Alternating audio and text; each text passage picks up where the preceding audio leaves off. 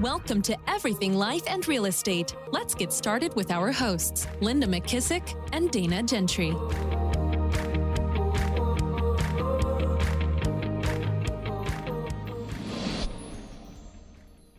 right, y'all. Thanks for being on. I feel like we should say welcome to Everything Life and Real Estate because we're used to recording the podcast, but we are going to make this an episode, but we thought we'd kind of kill two birds with one stone. Linda and I are in Chattahoochee, Georgia. We keep forgetting where we're at. Right outside of Atlanta at this really cool, what'd you call this? It's like a farm. Yeah. But it's a hotel. It's kind of like a bed and breakfast, Kinda. maybe. Yeah. It's called Serenbe, if anybody's ever heard of it. And it's nice. Adam and I took a walk this morning down and saw a bunch of horses and donkeys and all kinds of stuff. But we've been here for the last couple of days for a roundtable with John Maxwell, and he brought to us Dan Cathy, who is the son of Truett Cathy, who founded Chick-Fil-A. And so Dan is second generation. And actually now Dan has moved on to another big project we can talk about. And Dan's son, Andrew, is now, I guess, the CEO of Chick-fil-A or running Chick-fil-A. So third generation. So we got to spend time and they shared just, oh my gosh, I don't even know how many. We were just saying we took so many pages of notes. So we just wanted to share with you all some of the biggest takeaways that we had and a little bit about the experience. You want to kick off? Sure. Yeah. There was so many. I mean, to be around somebody like, we were just talking about this earlier, you have to look at people and think, how much longer is it even an opportunity to be in front of people? I know sometimes, it gets hard to travel to one more place or the expense of one more, but just always asking yourself, how many people actually get to be around this person's brain and how much longer might they even be around to teach? And so we kind of try to gauge that. And then we also look at their businesses and say, who has a business that we would love to emulate and who doesn't want to emulate Chick-fil-A, right? It's like one of the best. Even if you don't like their chicken, I mean, you can't,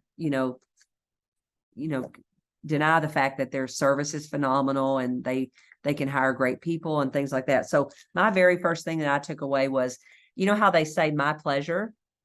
It actually took 10 years for that to catch on. And I think, sometimes we say to our team or our kids or whatever, hey, I want you to say yes, ma'am, or no, ma'am, or whatever, and they don't do it. Or, they want to say no problem. But the truth is, it took 10 years for that to actually catch on. Truett brought it to him after he had stayed at a Ritz-Carlton. And even with that, it still took 10 years. I thought that was huge because I think most of us would quit. I would certainly probably quit and say they're never going to save my pleasure. Yeah, I was trying to find my notes on that too, because he said that he was always thinking 10 years down the road. And oh, here it is. Yeah, 10 years for Truett to get my pleasure out there. It took 10 years for Dan to get backstage stories out there, which is this Trilith Studios that they're working on right now in Georgia. But he said the lesson around that was when you hit resistance, just remember that it takes time and it takes consistency.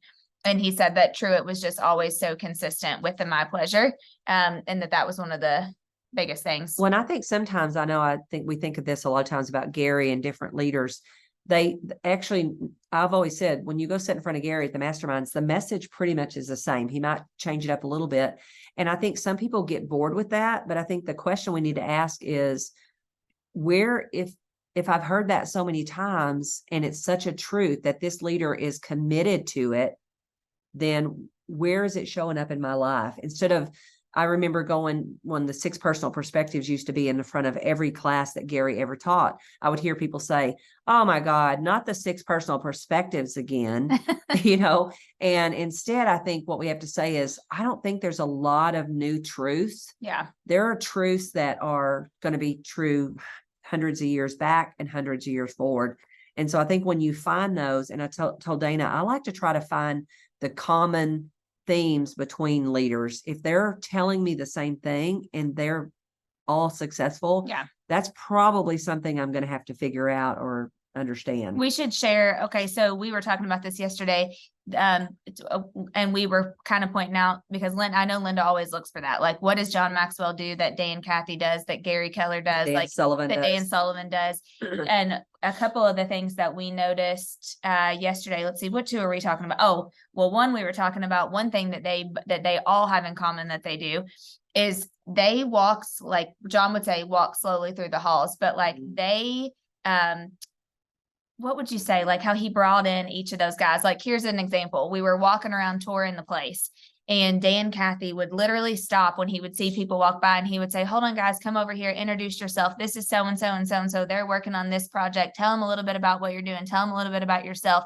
And these were, young workers. Yeah. And then at the end, there were two guys working, and they had on these t-shirts that were like ministry t-shirts. And he said, hold on, come over here. Introduce yourself, tell them what you do. He said, these are the guys that we partner with. They help us build all the tables, which, by the way, I don't know if you guys knew this. We did not know this, but when you go into a Chick-fil-A, there are community tables.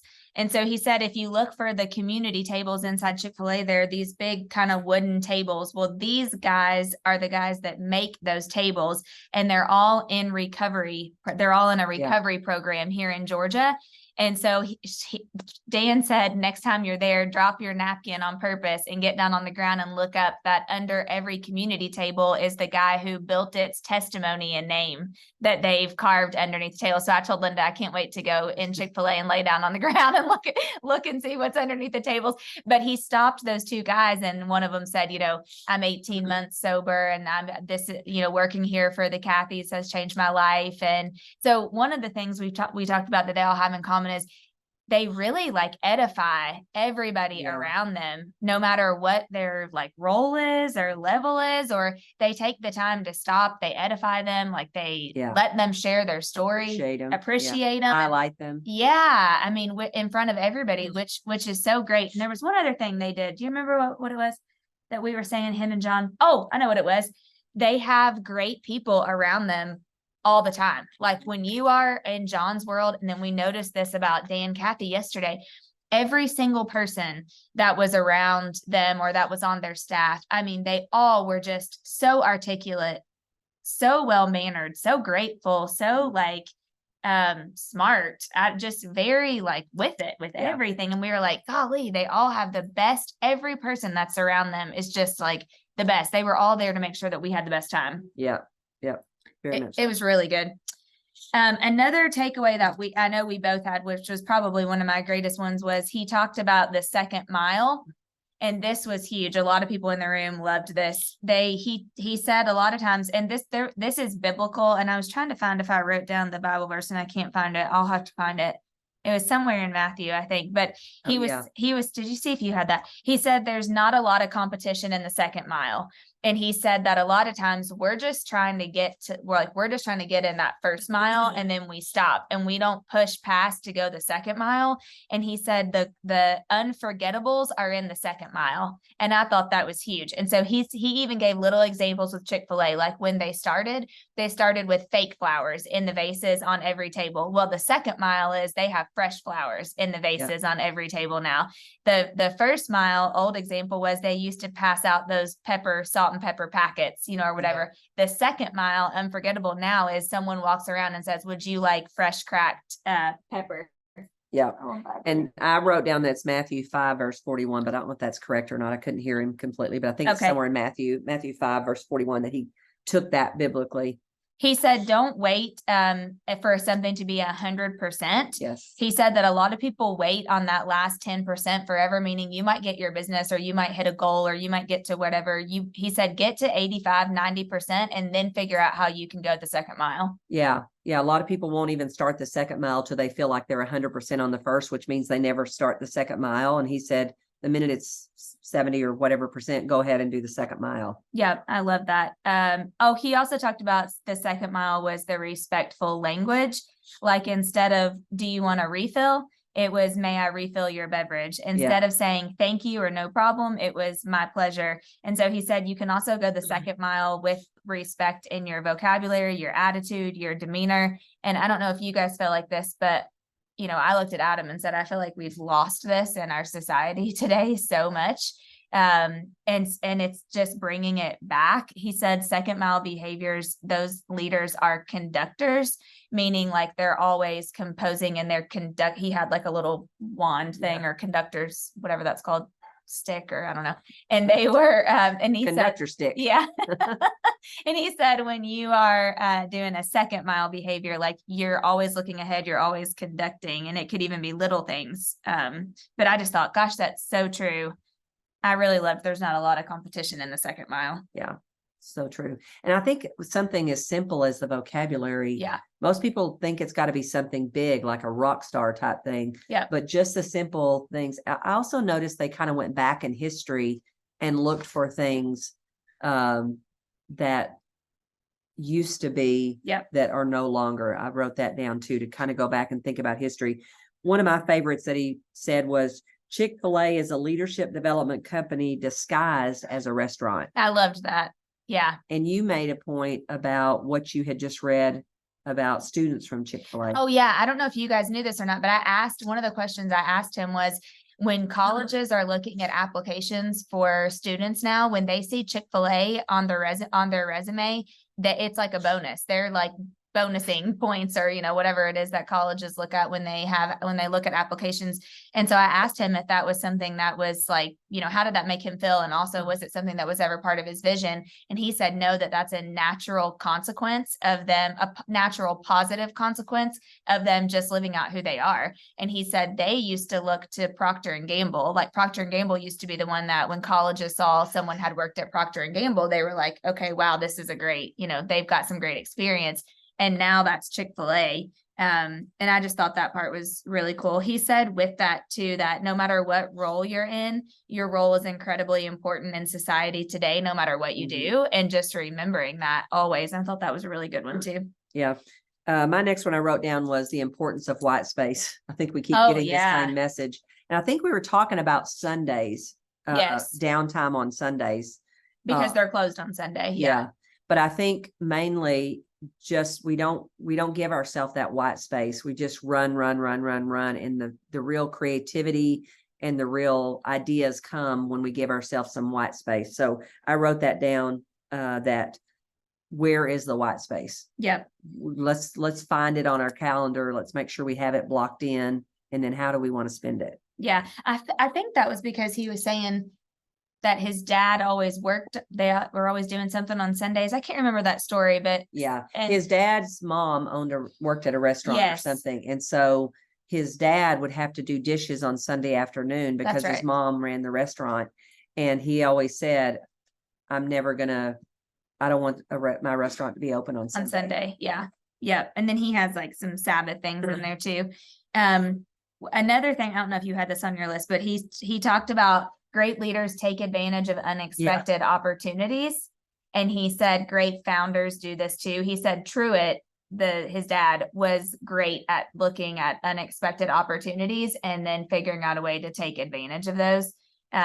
He said, so for example, this where we toured is called Truett Studios. So it's the third now in the country largest studio place in the country, and for movies, right? Mm-hmm. So like Marvel and stuff is filming there now. We toured, I mean, it's huge. It's 1,000 acres of just like mind-blowing huge buildings. But he said that there was an opportunity because Pinewood Studios out of London wanted to come to the United States, and most of them are in California or New York, and they were looking for something different. And so they took advantage of the acreage that they had to build those studios to partner with Pinewood. And so he said it was a completely unexpected opportunity. And now today he said that their Marvel and Disney from Pinewood is 70% of the revenue that they're bringing in. And he said it was just a completely unexpected opportunity, but they had to be strategic and like recognize that. I just thought that was. Well, and actually how it originally started was they had an empty hangar for one of their planes. They had 2 planes or something, and they had an empty hangar where their plane used to be, and it was empty. And Pinewood approached them and said, could we use this hangar to film movies? And, I sat and thought about that, and I thought, how many people would actually parlay that into an opportunity? And I think what happened in that conversation was they said, look, we really need a place probably bigger than this, things like that. And is what spurred him into doing that. Had his dad not told him to watch for those, take advantage of those unexpected opportunities, I thought that one was huge, because I thought, oh, I think I might have missed a few unexpected opportunities along the way. Yeah. Okay, what do you have next? What I have next is we are all in business of designing environments for talent. Oh yeah, we are all environmentalists, meaning we have to be creating environments where talent want to be a part of it. And I think back to your point, the people that they had around them, they were all very young, very sharp. Yeah. And so that the environment that he's creating there actually attracted some of those people to it. And that's how he wound up working with Dan Cathy. So I think we have to ask ourselves, does our environment really look enticing to young upcoming talent? Yeah. Yeah. I think one of the next biggest things that I had came from a quote that he said, and he said, little dreams stir no man's heart or woman's heart. And he said, but big dreams and ideas take people's breath away. Yeah. And Linda and I both, and Adam and Jimmy, last night at dinner, we were like, you can't help but leave there and think, gosh, you're just not thinking big enough. Yeah. I mean, he thinks so big on like just a total another level of bigness that like you can't even, I mean, I just told Linda today, I'm like, I just feel like I haven't even been thinking nearly as big. I mean, but I love that quote, little dreams stir no man's heart, big dreams, ideas take people's breath away. And so he said he's constantly thinking 10 years down the road. And we just did a podcast because Linda just got back from a strategic coach session with Dan Sullivan about how to have what was it? How to have the best next decade. Yeah. And then Dan basically said the same exact thing. He's always thinking 10 years down the road. And so he said, ask yourself the question, and I would challenge you guys to write this down. Where do you want to be in 2033? Like, how old are you going to be? How do you want to be personally, financially, with your health, with your business, with your kids, with your family? Yeah, anything else. And he gave the example of, he said before 2000, he said his dad never would let them say the B word, which was billion.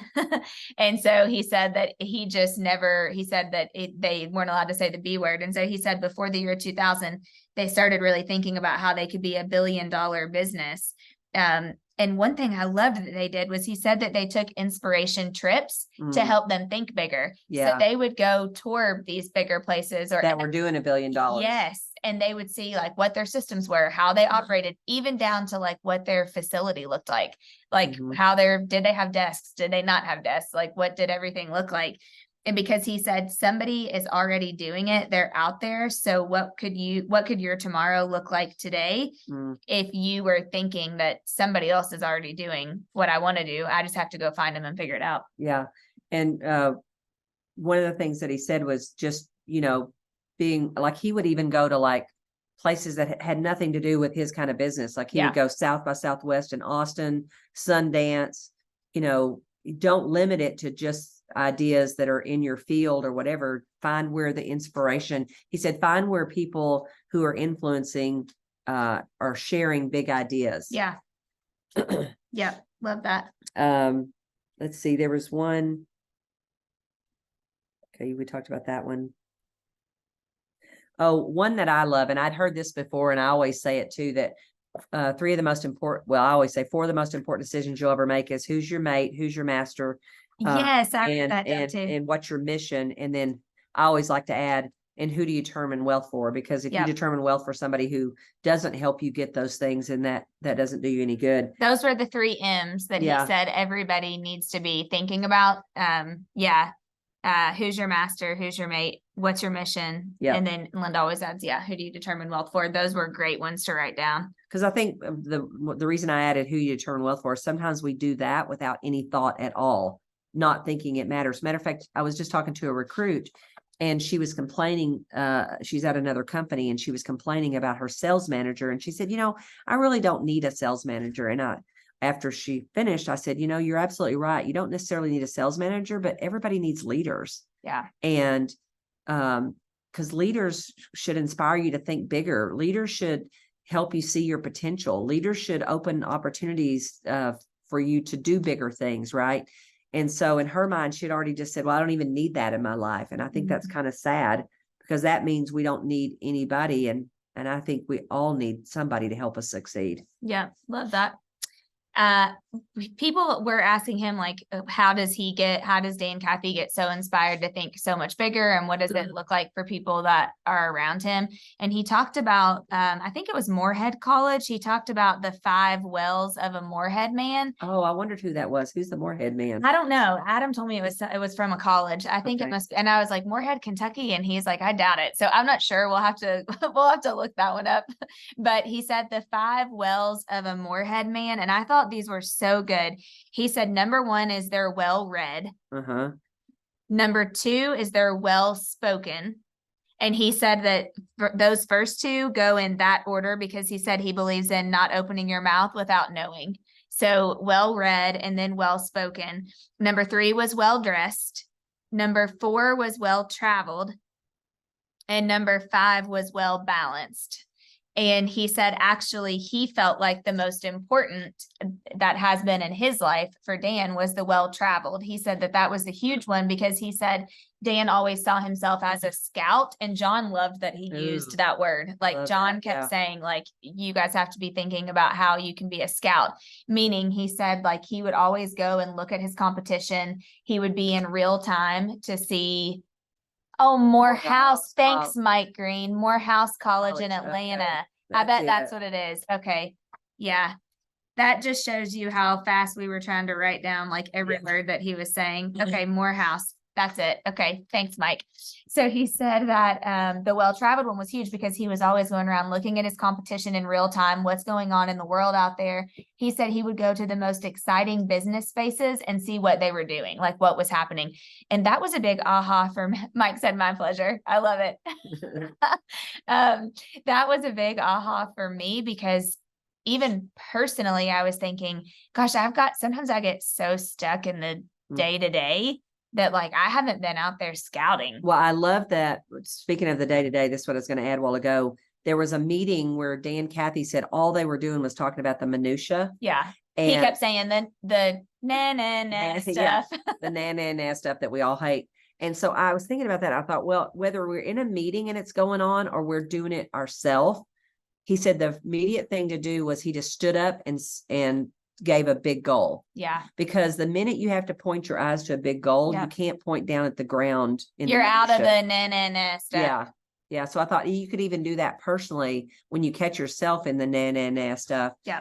Immediately go write a big goal on the board or say, I'm going to accomplish something big, and then start focusing on how you're going to do that. Yeah. Because it takes your eyes off the crap on the bottom of the floor. Yeah. I love that. I don't know about you all, but I feel like we all have days where we're all just in the crap on the bottom of the floor, which isn't a good place to be in. He said, when we stay in the small of things, the small world, we can get claustrophobic. And that's when you have to jump the fence and like think of that next big thing that you want to do.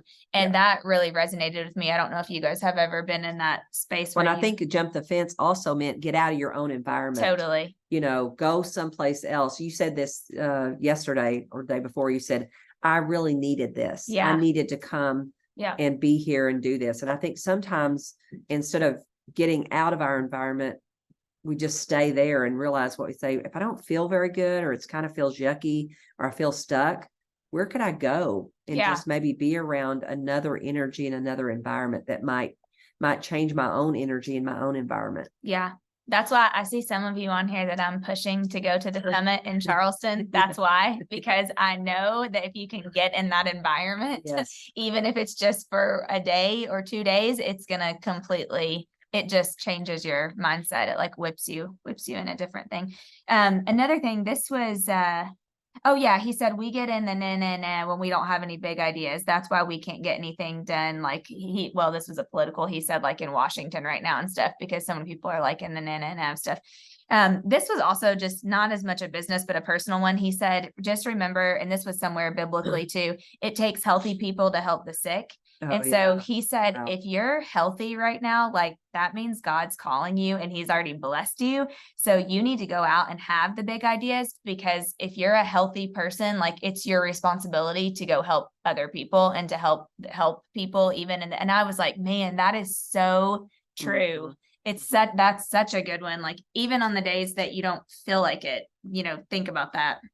Well, and I think too, with him, we can look at what he's doing and we could both go, oh my gosh, that's so big. We're not thinking big enough. It's untouchable. But Yeah. he's actually catapulting past success into something bigger. Yeah. So it may look like a huge jump from where we're sitting, but when you have been successfully building something, there is a next bigger thing. Yeah.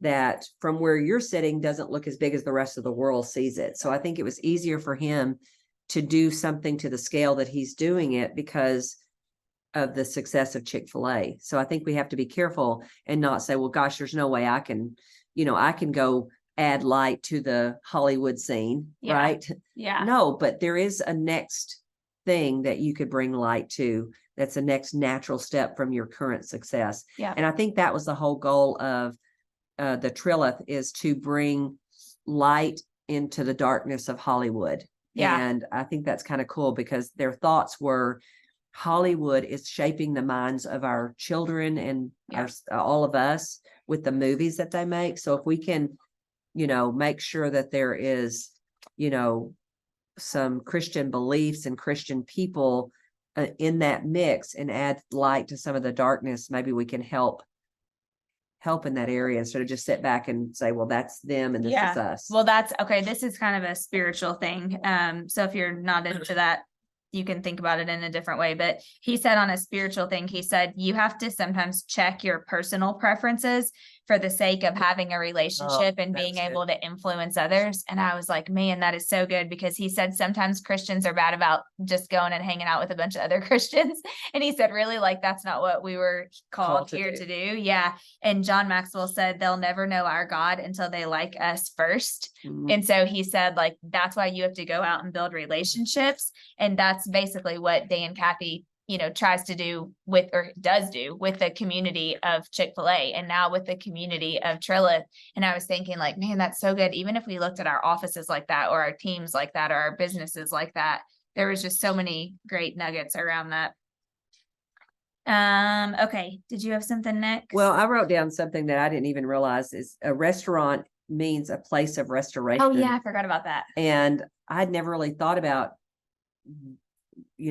a restaurant, you think of something just serves food. Yeah. But the truth is, if you think about it, a place of restoration, you're going to design it differently. And he said it took 2 years of creating the right vocabulary and getting the right people who would think like that. I did ask him a question because they do have to sell to franchisees. I asked him, how do they keep those standards, and in their agreement they can get out of business with somebody in 30 days notice on either side. I thought, wow, that says a lot, right? He talked, I know a lot of you have worked so much on creating experiences for your businesses, and I loved part of the thing he kind of shared. Another one of his guys came up and talked about Walt Disney, which they've modeled a lot of their Chick-fil-A kind of standards and visions off of Walt Disney. And he said, with Walt, the vision of Disney was so big and Walt was so innovative. He was looking at experiences that people weren't even thinking of yet. So the whole reason, and you guys may already know this, but I didn't know it to this step. The whole purpose of him creating Disneyland is because he wanted to create an experience of putting people inside of the movies that they were watching all the time. So that he was thinking so far ahead with, how do I create a great experience for these people, which is really what made Disneyland come to fruition. I haven't read this, but I did already order it from Amazon. He said the book, The Experience Economy by Jim Gilmore. Had you read that? I've seen it years ago. I don't think I ever read it. Yeah, I haven't read that, but I ordered it. But Dan said that was one of the books that shaped him the most when it comes to creating experiences.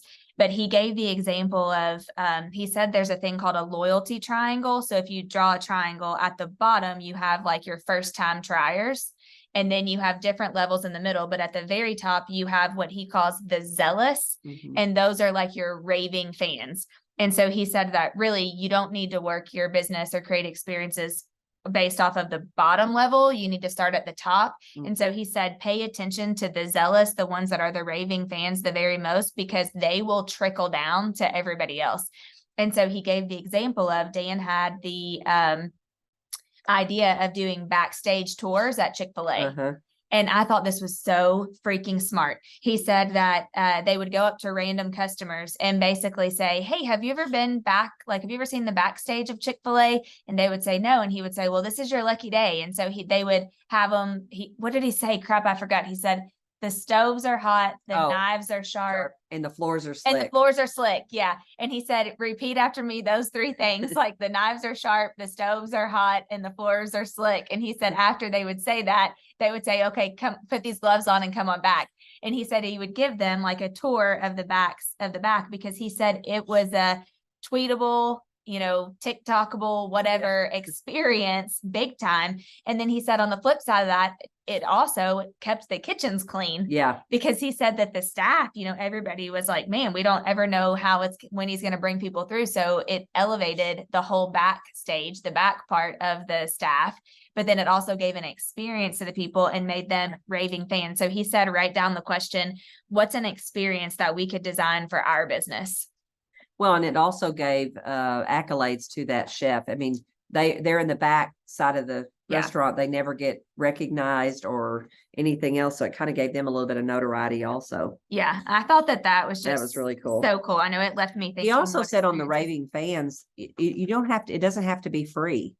He talked about how he pays a lot of money to be in the top tier of people for Disney. Yeah. So you think about your raving fans, have to do everything for free, but he said you actually could charge for the experience with raving fans. Because he said, I'm a raving fan of Disney and I do the 10 by 10. I don't remember what he called, but I think it's like 30 grand a year or something like that. And he said, so I'm actually paying to be a raving fan to get the experience to go back out and have it trickle down to talk about how much I love Disney. So we were like, yeah, that's a really, that was a really good aha. Let's see, what else did you have? We had so many. Oh, he said one of the things that they realized is they had a 98% retention rate.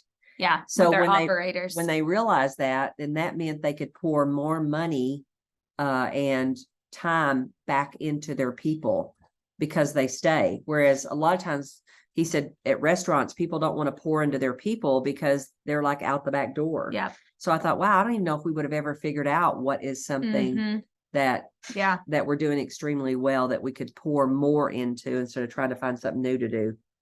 Yeah. Love that. Oh, I know this was just a little nugget, but he said when he was talking about the experience, he said, truly thinking about how you can create something that's remarkable or how you can be remarkable to somebody, because he said, if somebody comes to you and says, oh, that's neat, just know that neat is not remarkable. Right.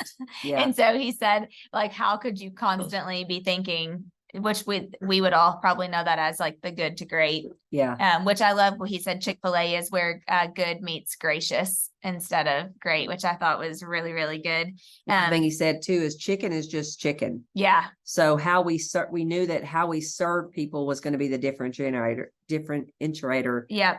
How we're going to be different. Yeah. Because chicken is chicken. You can't do a whole lot to make your chicken too different. Yeah. I took another thing he said, actually, John said this. He said the speed of the vision comes faster with dollars. And so where I took that as is like, sometimes if you are, either like, well, it comes in two different ways. Some people will say, I'm making enough money, like I don't need to make any more money.